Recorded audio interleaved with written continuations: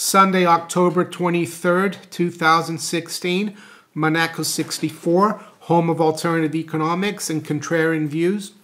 I'd like to talk about fiat money today, a very interesting subject. I have to say, 20 years ago, I hadn't even really heard of the term. And the reason why I learned about fiat money was through the internet, because I was interested in the Austrian School of Economics and investing in gold, and I learned about fiat money basically in the late 90s, early 2000s. Back then, if you told someone about fiat money, they'd think it would be something to do with Fiat automobile in Italy or something. But now, a lot more people are waking up to what fiat money is. And I'll read here from Wikipedia what they say. Fiat money is a currency established as money by government regulation or law. The term derives from the Latin fiat, let it become, it will become, used in the sense of an order or decree. It differs from commodity money and representative money. And then it goes on to say, definition of fiat money: any money declared by a government to be legal tender, state-issued money which is neither convertible by law to any other thing, nor fixed in value in terms of any objective standard, intrinsically valueless money used as money because of government decree. So basically, we've been valuing money since 1971, which was the year when the U.S. Closed the gold window to the Bretton Woods Agreement and, destroyed the gold standard. We've been using money that has no standard at all. It's like trying to measure and weigh things and changing the standard, every day. Can you imagine, how much of a messy, confused world it would be if we, change the length of a foot or the length of a meter, or how much a pound of weight would be, or how much a kilo would be, if that would be changing every day, and how long the kilometer or mile. It would be a mess. We'd have plane crashes, accidents, speed, changing speeds. So 50 miles an hour is actually going to not be, as fast as it used to be yesterday. And that's what we have with fiat money. There's no standard whatsoever. And it used to be that money was based on a commodity, or on a commodity that was very marketable.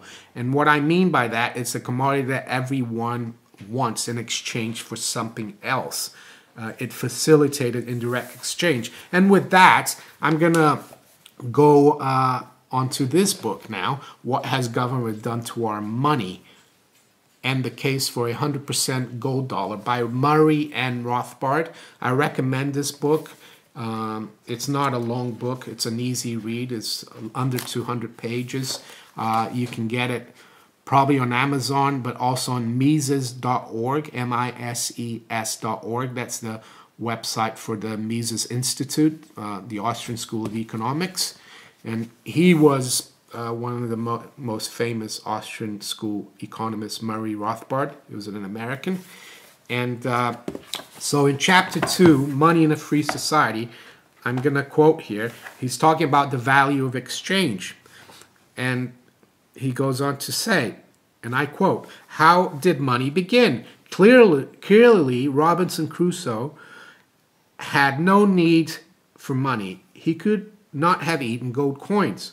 Neither would Crusoe and Friday, perhaps, exchanging fish for lumber, need to bother about money. But when society expands beyond a few families, the stage is set. The stage is already set for the emergence of money."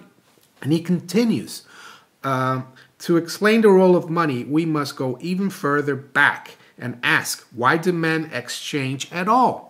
Exchange is the prime basis of our economic life. Without exchanges, there would be no real economy and practically no society. Clearly, a voluntary exchange occurs because both parties expect to benefit.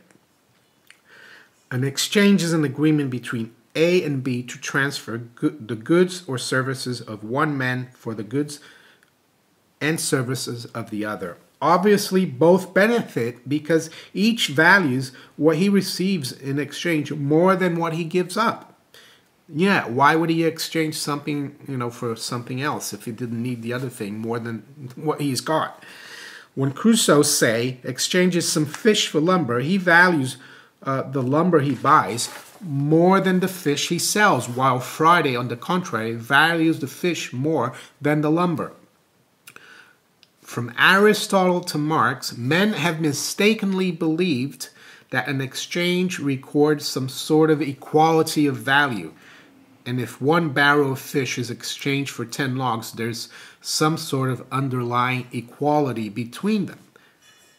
Actually, the exchange was made only because each party valued the two products in different order. So, and I continue here, just almost bear with me, because this is quite interesting. And it goes on to say, why should exchange be so universal among mankind? Question mark. Fundamentally, because of the great variety in nature, the variety in men, and the diversity of location of natural resources. Every man has a different set of skills and aptitudes, and every plot of ground has its own unique features, its own distinctive resources. From this external natural fact of variety comes exchanges. Wheat in Kansas for iron in Minnesota, one man's medical services for another's playing the violin. Specialization permits each man to develop his best skill and allows each region to develop its own particular resources. If no one could exchange, if every man were forced to be completely self-sufficient, it is obvious that most of us would starve to death, and the rest would barely remain alive. Exchange is the lifeblood, not only of our economy, but of civilization itself. So he goes on to talk further, but I'm not going to read the whole book. I recommend you buy the book if you're interested. But he talks, and then he goes on, this is the regression theory. You go back, you look at example, the Robinson Crusoe and Friday, and then you go into barter, which is basically direct exchange. And the problem with barter is that someone might have something that you don't want, and they might want something that you have, so it's difficult to exchange. And then comes indirect exchange, and that's where money comes into the equation, because indirect exchange basically takes place when there's a commodity that almost 100% of the people in an economy will want in exchange for anything else. That's called the most marketable commodity. And that was not set by government. That was set by people exchanging things in the marketplace. And historically, for thousands of years, gold and silver have been the most marketable commodities. And you might say, you always say that gold and silver are not commodities.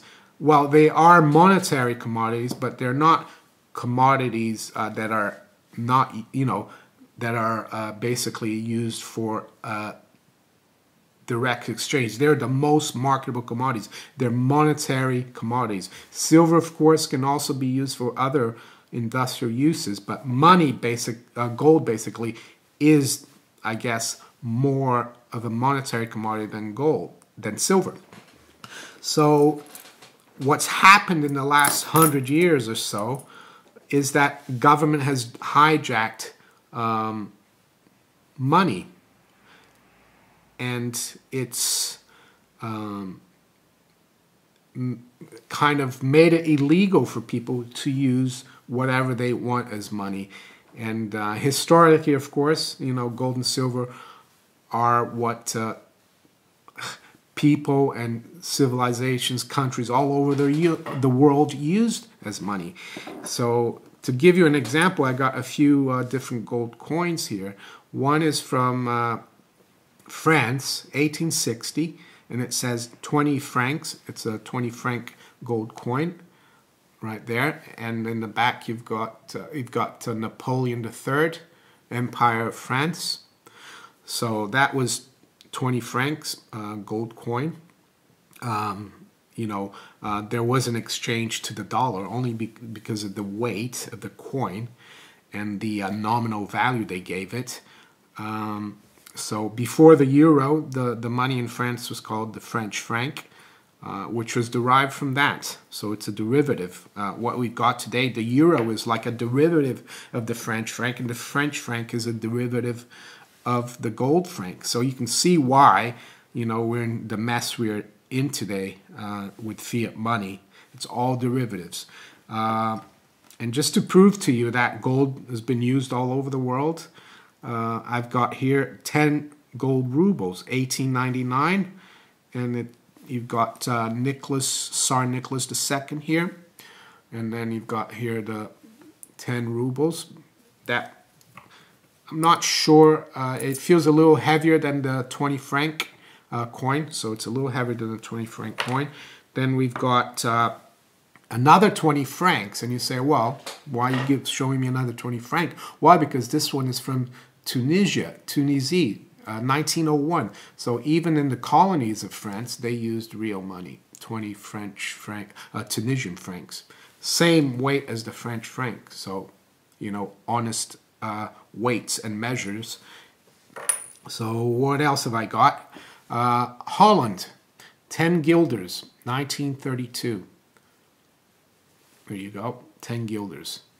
And then in the back, got the Queen, what's her name? Wilhelmina of the Netherlands. So gold. Before the euro, the money in Holland was guilders, piece of paper derived from this. And then I've got 5 US dollars from 1911. It's called an Indian head by collectors. There you go. That's $5. And there's the other side. Very nice coin. That was $5. The $5 Federal Reserve note you have today is just a derivative of this. It's got no value. This had a weight. This is weight of gold. That's $5, and it didn't change. And then we've got here 1917. That's £1. And we got George V. So £1 was a sovereign. Nowadays, a pound is like 200. You need about 260 of these to get.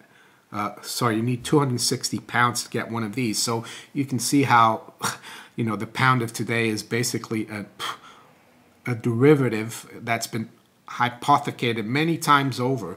Because this used to be a pound. And then I not to forget silver, of course. I've got one of my favorite coins, the 1964 Kennedy $50, which came out actually in the last year that they used silver coins in the U.S. 90% silver, that is. One of my favorite $50. So, yeah, and don't forget either, currencies, they evolve in the free market, and Bitcoin, the cryptocurrencies, they're difficult to come by. They're difficult to mine. So I think they're more money than the fiat money. So yeah, I'm not forgetting cryptocurrencies for my viewers that are into cryptocurrency. I'm into cryptocurrencies as well. I focus more on precious metals, of course. But yeah, why shouldn't cryptocurrencies? They are, because it's a digital money, and you need computer power and programming to mine those cryptocurrencies. And it's interesting that last week, I think at the ECB meeting, the president of the ECB, Mario Draghi, said that the EU needs to kind of regulate or almost, ban Bitcoin because it's competition for the euro. No wonder it's competition, because it's real money. It might not be a physical commodity, but it's a digital commodity. So yeah, that's what I wanted to talk about today. The biggest bubble really is not derivatives. It's the fiat money, because they are you know, they've been derivative for over 50 years. Well, in the world, I guess, with the dollar at 45 years, but many countries, you know, they've been using fiat money for ages. That's the biggest bubble. I think the derivatives that we talk about, OTC derivatives, exchange rate derivatives, they're also dangerous, but the most dangerous derivative of all is the fiat money that pretends to be real money, and it's not. So if you enjoyed this video, please give me a thumbs up, share it with friends, colleagues, family, and if you haven't subscribed to my channel yet, please do. And if you'd like to donate to my channel, there's some links in the description below, and I accept all kinds of currency, even fiat money. So take care. Bye.